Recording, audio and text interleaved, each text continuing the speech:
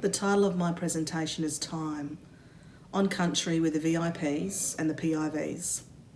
First of all, I'd like to acknowledge our Creator.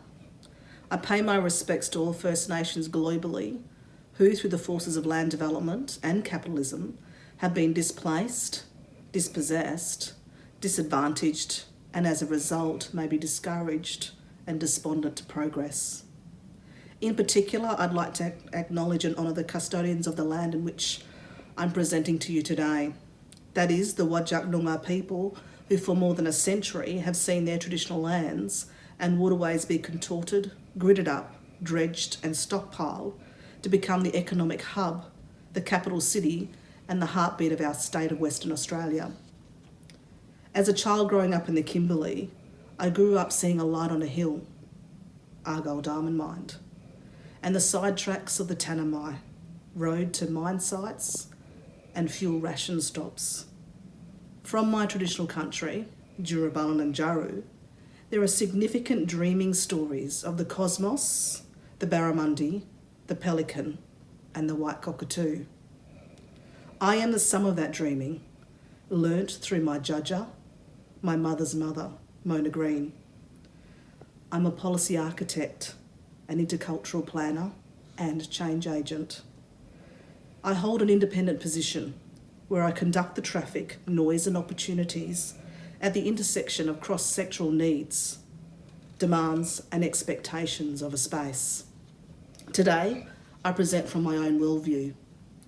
For me, mining makes sense because it's occurred the world over. And First Nations make sense because we reside globally. But at times, these two collide, and the impacts are felt by all for many generations. Growing up and flying over mine sites, the pit is there, and with mine closure, the tailings may come to look like a ridge. It's a wound that in time is a permanent scar on the landscape. Its impact is present, but not as profound as the pastoral industry has had on our traditional lands. After 2 decades of land use, social impact planning, approvals, resource developments both within the resources industry and within the government, including native title, I've learnt that everyone is engaged in a just-in-time ethos of development. We are all co-accused of the right now, just-in-time immediate horizon, deadlines and milestones, which propels us all to keep working hard and keep working on track. Tracking progress through the just-in-time capital works program, just-in-time supply channels, market segmentations and commodity expectations, just-in-time agreement making, just-in-time bank bonds and just-in-time workforce mobilisation and government approvals.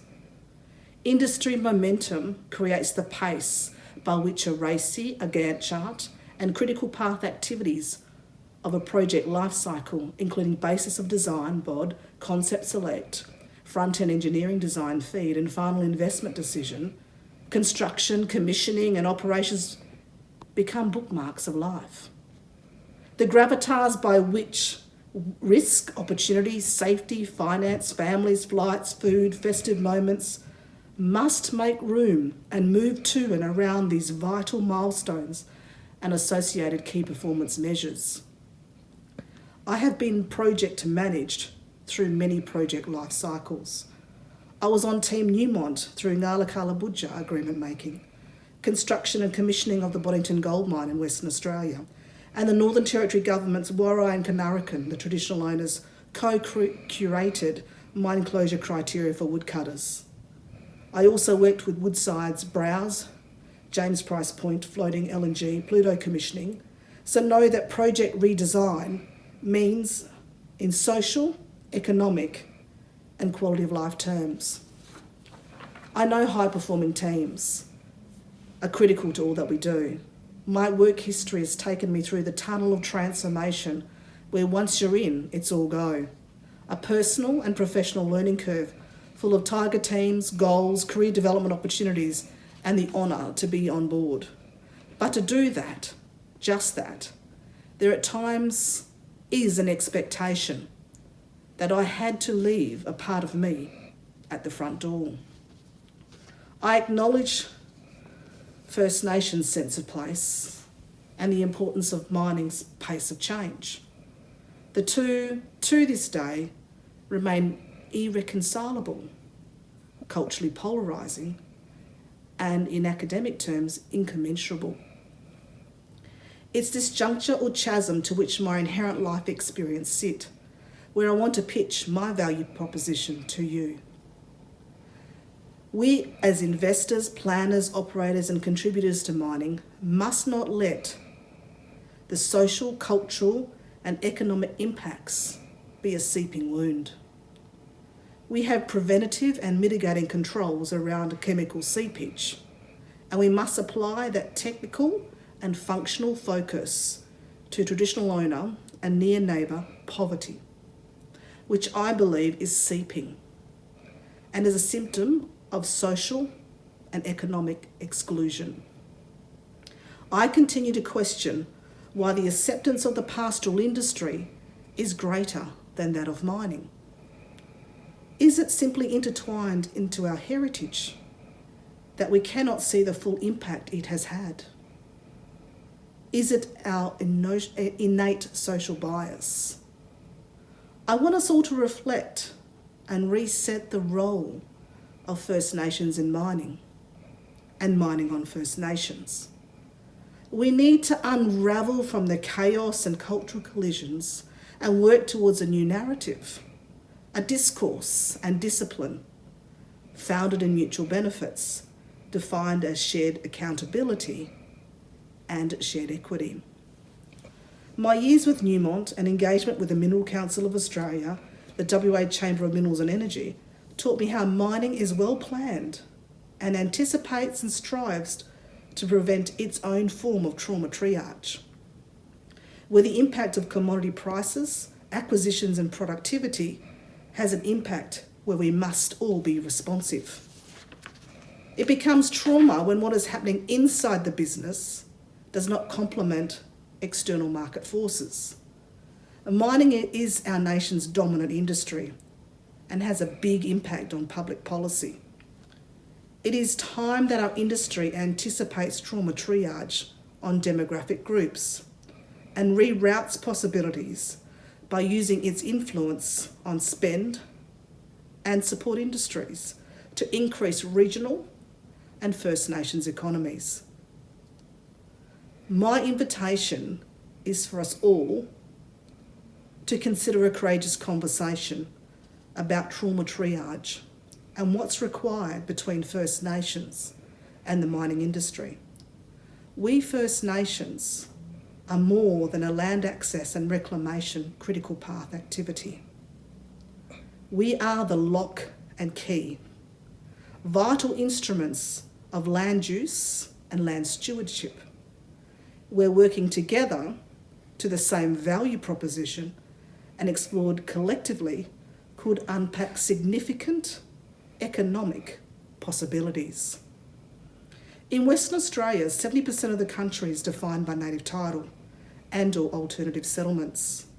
This is fundamental in developing positive relationships. The region with the least amount of land rights and land use outcomes is the Goldfields, a pioneering region for our mining industry.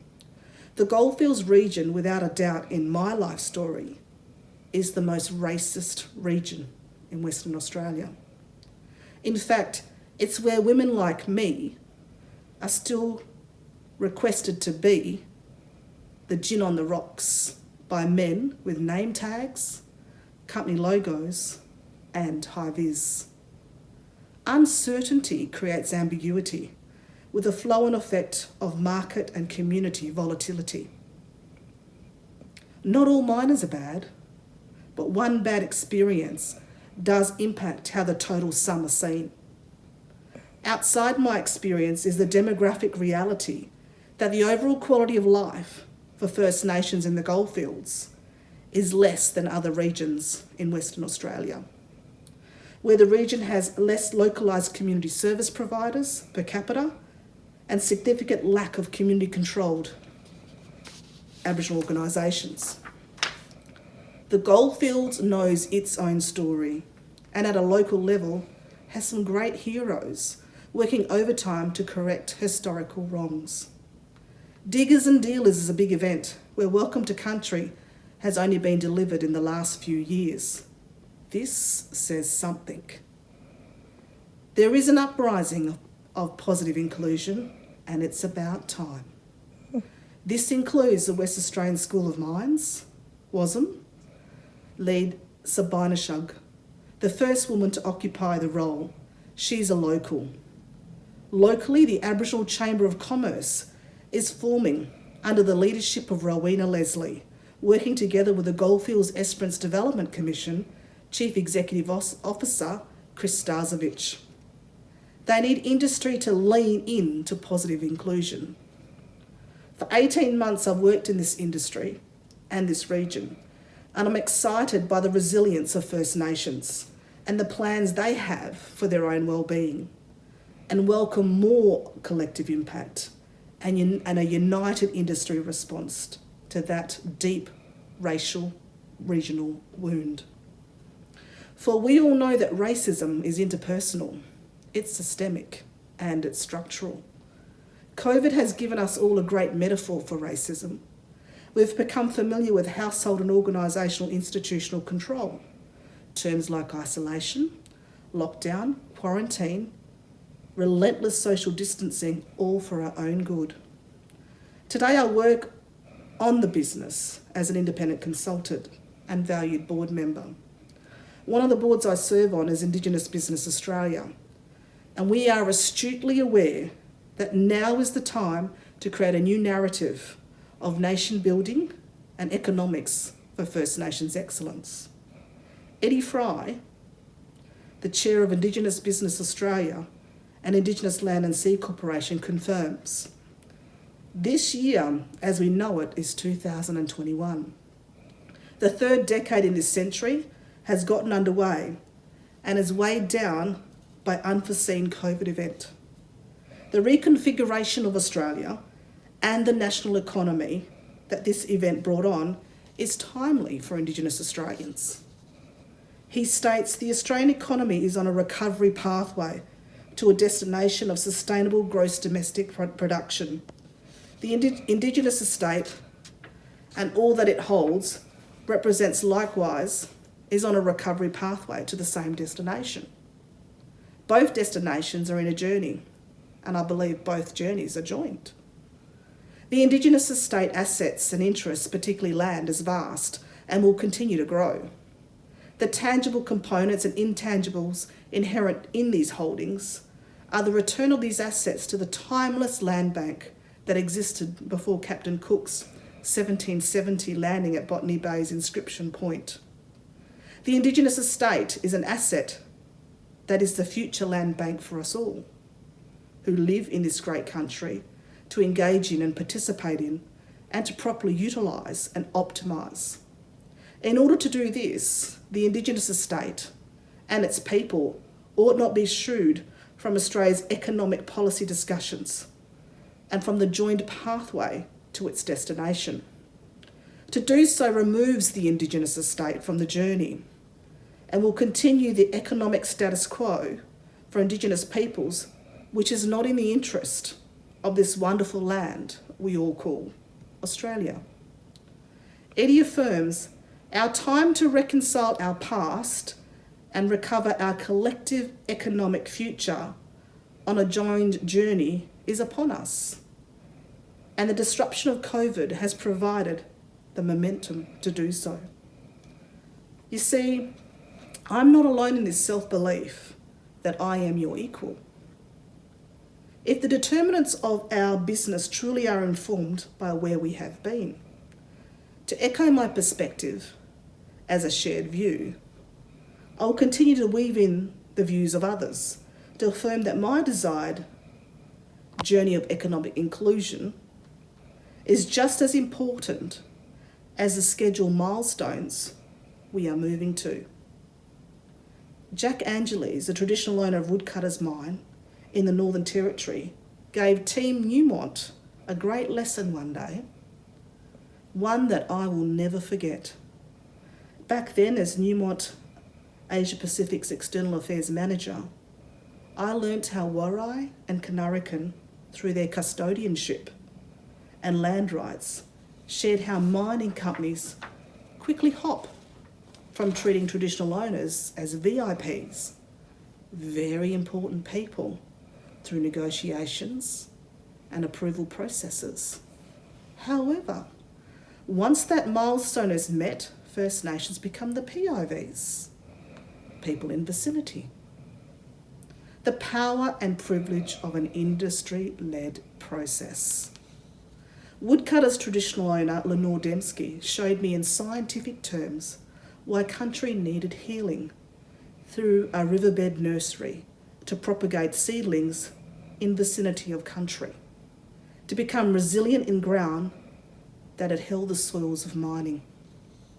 Together with the servant leadership of Mike Slight as the mine closure team lead, we mapped country as an ecological system where birds, plants, wind, rain, water, and the flow of it all stirred up, change, and with the right balance, healing could take place. Together through mutual respect, we achieved a first. Shared mine closure criteria between traditional owners, First Nations, the Land Council, the company, the Northern Territory Government. But what about relinquishment and the policy provisions for perpetuity? For the record, Newmont never mined woodcutters, but acquired it in its purchase of Normandy. So may I ask, who holds the country post-mining? And what is that trauma triage? Policy, for the most part, is created to affirm our life deficits. Policy needs reform in the same way that mining industry led strengths-based approach more than a decade ago. We came together and financially backed the First Nations Ranger movement, and the Commonwealth and states followed our financial lead. We must lead the courageous conversations and put our minds and investments to the next chapter of First Nations development, caring for country and sustainable economic gain for all. A new sentiment is emerging where the role of First Nations is not contained in or to the mess of subjugation or submission, but as an equal, a position defined through an equitable process. You see, the greatest attribute I bring to any table is my First Nations sensibilities, our ability to navigate the process of belonging and connectivity as the longest living cultural continuum on this planet. Yes, for more than 100,000 years, my people have been stewards of this country. And for the last 100, we have been reacting to the forces of settler conflict. No one person, area, or company is to blame. The impact of settler conflict was introduced before us, and time has unravelled it. The shockwaves of it are felt everywhere, if you choose to tune into it. The impact of settler conflict includes binding business in binaries between black and white, right and wrong, haves and have-nots. The impact includes, but is not limited to, flying in and out and not neighbouring well.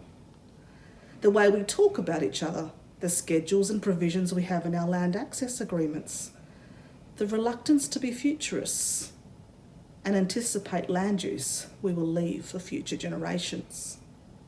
Land tenure is excluding and precluding land access to country, where once a home is now known as a heritage site, where sleeping under the stars in some locations is blown up by light pollution, and hunting for bush tucker was once a 1 hour round trip for a kangaroo or goanna, now may take a full day, because they too can't sit restfully on this country. This is just a small sample of concerns I have heard in many years of engagement in social impact assessments. These impacts are not just on one spectrum, and there are many pluses. Outside the AFL, mining is the greatest employer in percentile terms. Though neither have recognised the full functional value and built their own First Nations executive leadership teams or equity ventures with First Nations. Both recognise talent, both cap talent, and both are huge marketing machines that can significantly influence how, where, and why their followers see us. It's simply why I joined the board of CRC TiME, a cooperative research centre on the transformations in the mining economy, where multidisciplinary and cross-sectoral problems are welcomed, where our shared focus is a unity pathway to solutions, where we don't pretend the past never existed, where the safety and security of your issues and ideas are welcomed and woven into industry and nation-building projects, where we focus just as much on the process as to desired goal statements, where First Nations will be partners and not defined by deficits or the urgency of being just in time. West Australian Senator and Deputy President of the Australian Senate, Sue Lyons, states, "The appalling set of statistics which characterises First Nations Australians and other First Nations communities in the developed world are well known by those who are in a position to do something about them. Key measures such as life expectancy, health and educational outcomes, unemployment, housing, incarceration and suicide have not improved for First Nations and in some areas have worsened. If we are to believe that governments and corporations who work first-hand with First Nations really do want to ensure First Nations people achieve their dreams and aspirations, take their rightful place in society and share equitably in our wealth and economy, then they must be open to changing their perspective and approach from that of a deficit model to one of supporting First Nations men and women to lead change. Risk-based interventions do not sustain change. Strengths-based solutions led and implemented by First Nations, prioritising existing human and other resource assets of a local community or communities, assuming they can solve problems and are part of the process, achieves positive results. Strengths-based solutions require future governments and corporations to change, to adopt long-term strategies, adequate funding and engage in real and meaningful consultation and partnerships with First Nations communities. You see, we at CRC TiME are in startup. We are a partnership of over 70 organisations across the mine closure value chain, bringing pooled financial commitments exceeding $130 million. We have started our foundational program of works. We are a safe nest for courageous conversations and confidential ones too. We know there are many wicked problems out there, and pointing the finger at each other brings more resentment than remedy. So we are what no others can be. We are the hope and hub of hope and safe nest for the brightest minds to redefine our industry. The role of First Nations must evolve in our industry. In the next decade, more than 150 mine sites are scheduled for closure. As a nation, are we really ready for such change? In closing, I want to remind my industry colleagues that not all of us wear high vis. I want to leave you with a story where I come from. In the words of Paddy Madden, he shares, "As far as I can remember as a child back in the small community of Halls Creek in West Australia, there are a lot of times where me and my little brothers and sisters would go without food.